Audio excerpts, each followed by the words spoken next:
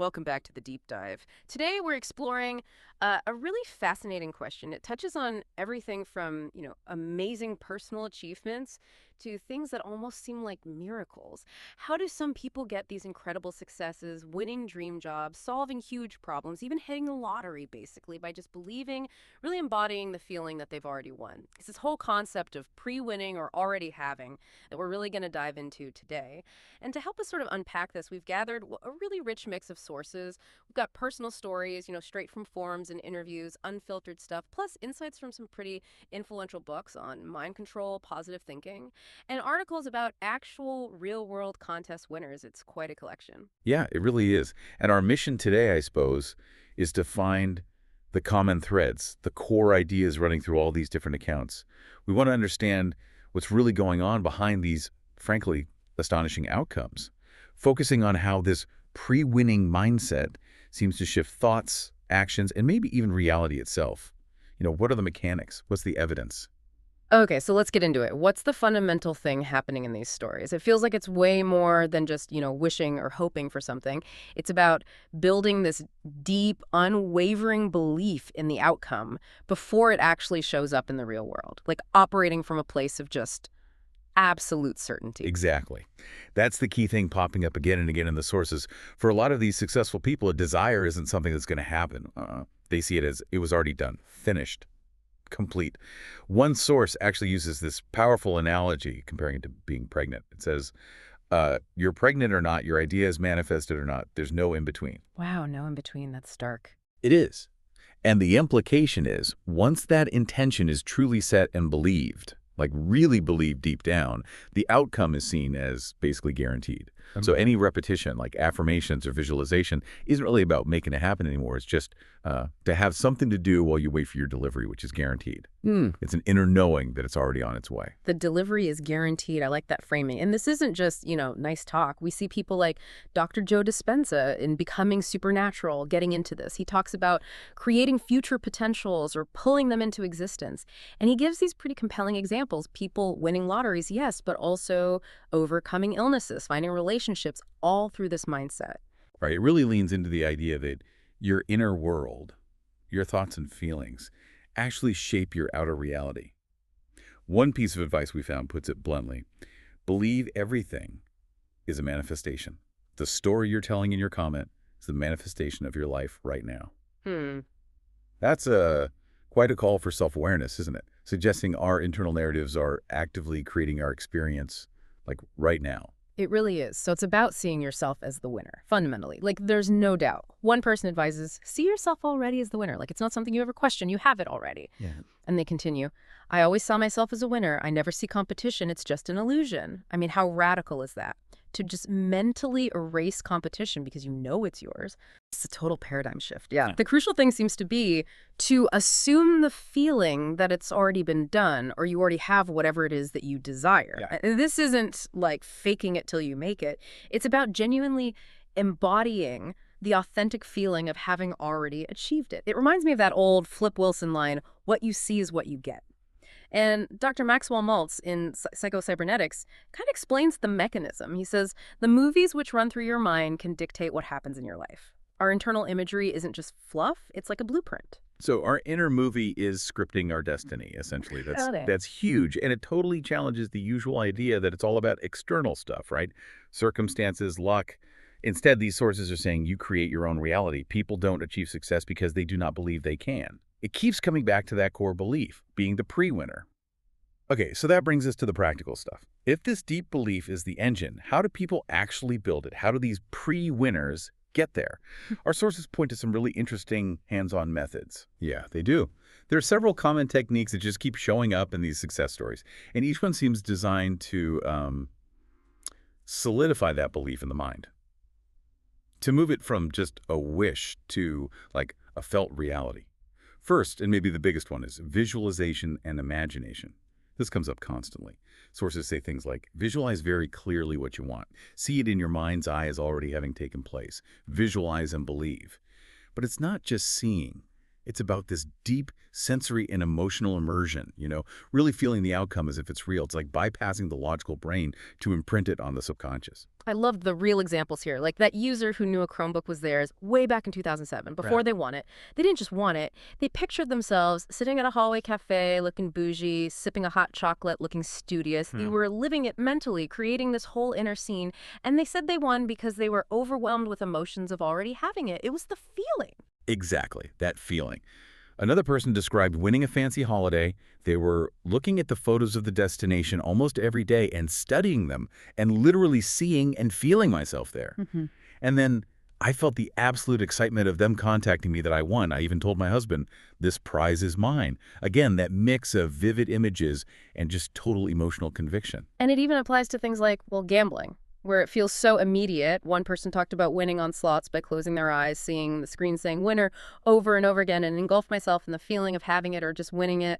This stressed. It's the feeling that manifests. So it's not just seeing winner, it's feeling that rush beforehand. That's right. And David Kikich, a lottery winner, Yeah. spelled it out clearly. He said he envisioned the tickets being drawn. I envisioned being congratulated. I envisioned hugging my wife. I envisioned the headline in the newspaper. Just a complete multisensory dive into the already won't scene. We also saw mentions of specific systems like Silva Mind Control. Their mirror of the mind technique, where you visualize your goal perfectly reflected, was used for real estate sales, contest wins.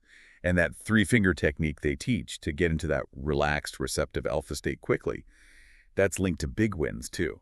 Even pros, like Rick Clunn, the bass fisherman, use visualization, picturing specific fish, specific techniques, embodying success before he even cast his line. Right. So building on that inner vision, another technique that pops up a lot is actually putting pen to paper, writing it down in scripting. Sounds simple, maybe, but it seems incredibly effective for some. You mentioned Dr. Joe Dispenza earlier. He's quoted saying, it works if you write it down, it works if you write it down and throw it in a drawer, it works if you write it down and meditate on it. Yeah, it seems to kind of anchor the intention. Makes it tangible, gives more weight somehow, maybe in the subconscious. We found this one user, Ttrade MDJHSRCN, who had consistent success with writing my desires down and forgetting them in a drawer and finding them years later and them coming true. Which suggests this interesting mix of clearly stating the desire, but then letting go of the how and when detachment, maybe. Interesting. And the 369 method also came up for reprogramming your outlook with scripting. That's writing your desire, 3 times in the morning, 6 times at noon, 9 times at night. One person used it for a job, affirming things like, I'm the best at what I do, I attract the best jobs, and everyone wants to hire me, landed an offer in 7 days. That's fast. Incredibly fast. And there are really specific examples, too, like someone writing in their journal about money, one before going into a casino, and then actually winning. Another person wrote down they needed exactly $1,500 to pay my bills. 4 days later, unexpected $500 bonus from work, plus a $1,000 win on a small lottery ticket. Same day. It seems like getting really specific, committing it to paper, helps align things. Okay, so we have visualizing, writing. What about just talking? Affirmations and speaking things into existence seems like another big one. Winners saying things over and over like, I always win, or every time I enter a competition, I win. Yes, exactly. It's about internalizing that identity, that winning identity, and literally speaking it out loud. There was one person whose coworkers actually called him creepy, their words, because they do a lot of speaking into existence. And this person listed manifesting top raffle prizes, Xboxes, iPads, Yeti coolers, but also claimed things like helping infertile coworkers conceive, predicting proposals, even willing specific niche stores to open nearby. They firmly believe no wish is too big. That conviction seems to be the driving force. Wow, that's quite a list of manifestations. And another example, someone in Vegas affirming, money comes to me easily and abundantly, then hitting 2 jackpots in 20 minutes. It really hammers home that idea that your mind only responds to 2 things, the words you speak and the pictures in your head. That internal soundtrack is crucial. Which naturally leads us to the fourth key technique we saw, meditation and accessing specific brain states. A lot of these successful manifestations, these mystical moments, seem linked to meditation practices. Again, Dr. Joe Dispenza's work often comes up as a starting point here. Right, and the practice called state akin to sleep, or S8s. That's described as a way to solidify and practice having your experience before the experience, getting into that really relaxed, suggestible state right before sleep where your subconscious is more open. Precisely, that state. And just meditation in general. Its calming effect is noted for creating a calm and balanced state of mind, which might attract success through positive thinking. There's also this interesting focus on alpha and theta brainwave states. These are those deeply relaxed, almost trance-like states where the subconscious is highly receptive. They even mention children manifesting easily because their brains naturally operate in alpha more often. And specific techniques, again, like that three-finger technique from Silla Mind Control we touched on earlier, it's designed to help you consciously enter that special alpha level, that state of heightened focus and receptivity. It was credited with helping someone win millions on a TV show. Yeah, Ben Stothbuxak.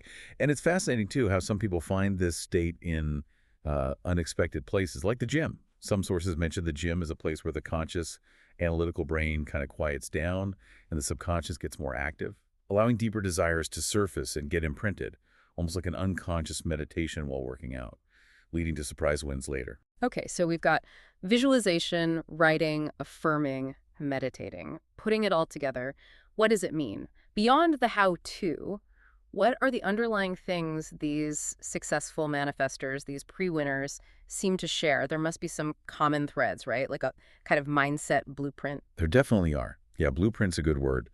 Beyond the specific techniques, the sources point to a surprisingly simple yet profound set of core principles. Mastering these internal states seems key. One really big one is the power of detachment. This comes up so often. The importance of letting go after you've set your intention. Like one source said, the magic happens when you totally shift your focus onto other things, get so preoccupied that what you asked for totally slips your mind. Some even said things manifested years later once I completely forget about them. That seems so counterintuitive, doesn't it? We're taught to hustle, pursue, never give up. But here it's about trusting and releasing that desperate need. It's like planting a seed, right? You plant it, water it, then trust it to grow. You don't keep digging it up. And closely related to that is unwavering belief and no doubt. This is absolutely critical, maybe the most critical piece. Getting rid of doubt. If there is any bit of doubt, then that is what you'll manifest. That's a direct quote. Winners describe this feeling of just knowing, certainty, like saying, I was totally calm because I knew I was going to win. Dealing with that natural human skepticism seems to be the biggest hurdle for many. Okay, so detachment, no doubt. Then there's persistence. But you mentioned it has a twist. Yeah, it's not persistence in trying or forcing it. Yeah. It's persistence in maintaining the feeling of already having it. Even when the outside world, was some call the 3D, is showing you the exact opposite. They persist in that inner feeling, that inner reality of already won. It's an internal emotional endurance, not frantic external action. Got it. Emotional persistence. What else? Gratitude and high vibration, another common theme. Many link their success to cultivating pure gratitude for all you have received and achieved, even before it arrives physically. And just generally maintaining a high vibe, a positive emotional state. This feeling of abundance and appreciation seems to act like a magnet. Right. And finally, there was this interesting point about specificity versus openness. How detailed should you be? Yeah, it's a bit of a paradox. Some found being super specific helped, like visualizing a very particular $500 TV, not just $500 cash. Right. The details sharpen the focus. But then others found less is more. Asking for any car instead of a specific blue truck sometimes led to faster results. It suggests maybe being too rigid about the specifics can block things. Leaving some room for the universe, or whatever you call it, to deliver in unexpected ways might be better sometimes. It's definitely something to think about. This has been, well, a really deep dive, hasn't it? Into this idea that success can start right here, in the mind, by embodying that feeling of already won. It's not just a quick thought, but this deep belief, this internal state that seems to somehow shape what happens next. Absolutely. And these ideas, they aren't just for winning contests or money, are they? Think about applying this to finding your dream job, or building relationships, or even just personal growth. It really challenges us to look at how reality works and our part in shaping it. You know, Einstein supposedly said, you can only live your life in two ways. Or do you believe that nothing in the world is magic? Or that everything in the world is magic? That's a powerful thought to end on. Really captures the essence of what we've been talking about. So the question for you, listening, is, what does this mean for you? What might change if you started approaching things from that perspective of already won? As if everything is magic and the outcome you desire is already unfolding. Something to explore.